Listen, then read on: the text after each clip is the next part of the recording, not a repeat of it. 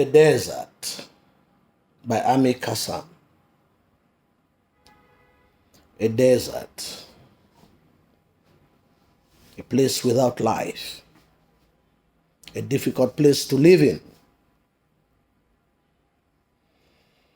Kassam celebrates the desert by showing its power or domination over other living creatures. The poet begins with a voice of desolation imploring the heavens to send down some drops of rain. The desert is a force to be reckoned with, and the speaker is fascinated with the potency of the desert. He sees artistry even in the starkness of aridity. He therefore makes an artistic projection of bleak reality. The desert stands for the intensity of human suffering. At a literal and symbolic level, desert has become or has been used as a means to signify scarcity at its more bare or at its optimum point. The poem is also about the tortured cry of an emaciated body in the desert, which is very loud and clear. The intensity of the emotion is in this cry as the speaker engages in an apostrophe, begging the desert to lighten his anguish. Factually, the speaker yearns for rain in the desert. Since the desert is the source of his torment, he speaks to it directly as if it could hear him. The speaker merges his own torture and that of the land, personifying the land, making it appear as though it could hear him. By so doing, he brings solution to his plight. In an overwhelmed tone, he wonders why the land has no mercy. Often, in the depth of anguish, humans have sought to communicate with inanimate objects as though directly expecting a response. It is a sign of how deeply or precarious the moment or the situation is. The speaker protests the harshness of the desert as all life is in dire need and there is no suggestion that relief will come soon.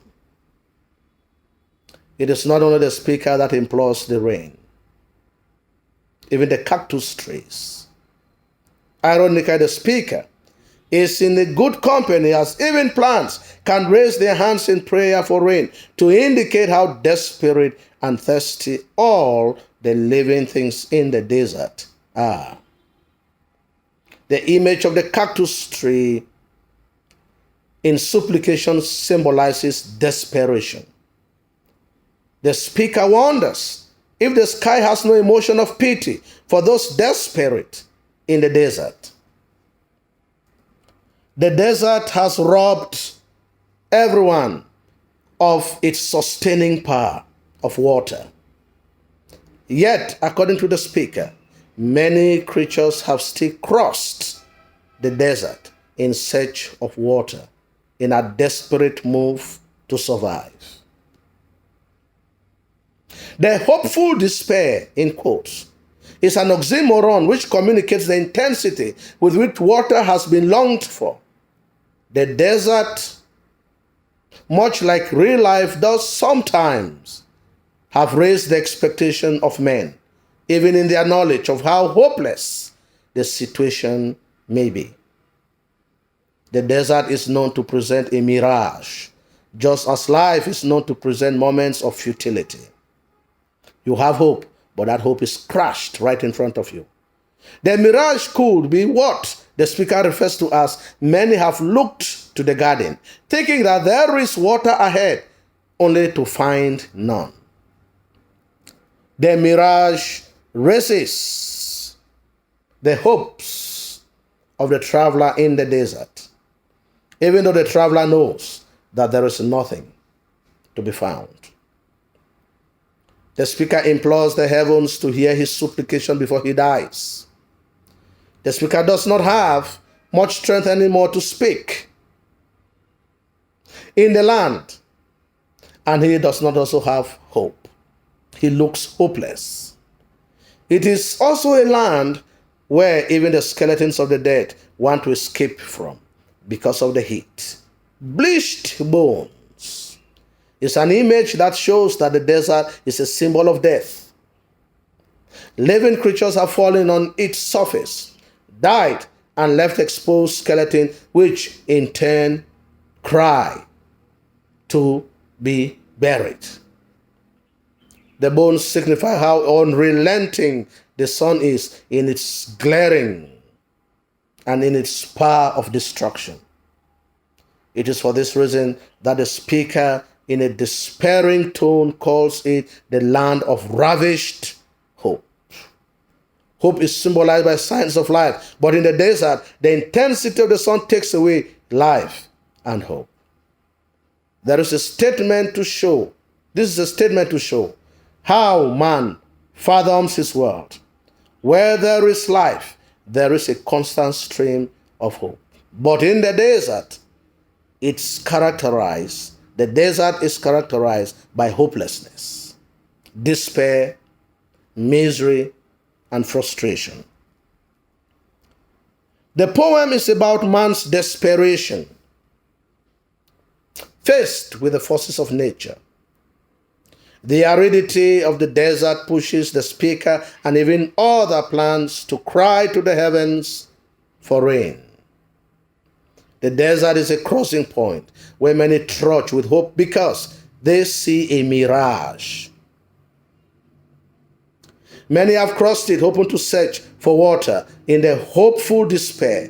This may also refer to the adversity that many people or young people go through in search of greener pasture due to economic hardship back home. The desert is not a place one willingly goes to, except when he is in a dire need to change his particular situation.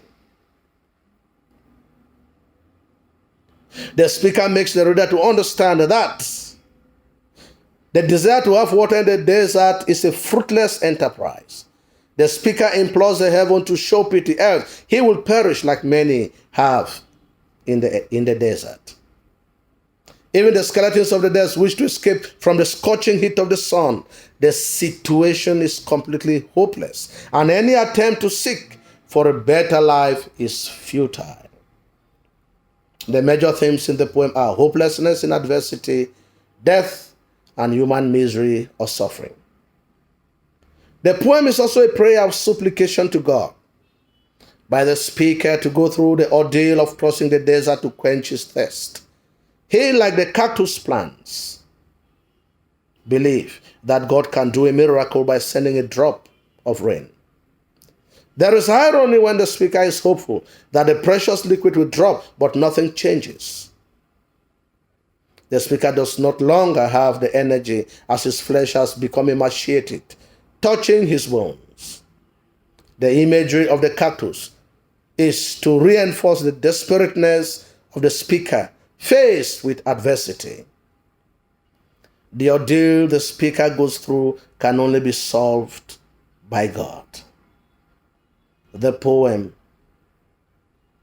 is concerned with man's desperateness in nature, the difficulties and hurdles of life. Yet, man continues to hope and take risks in order to seek for a better future.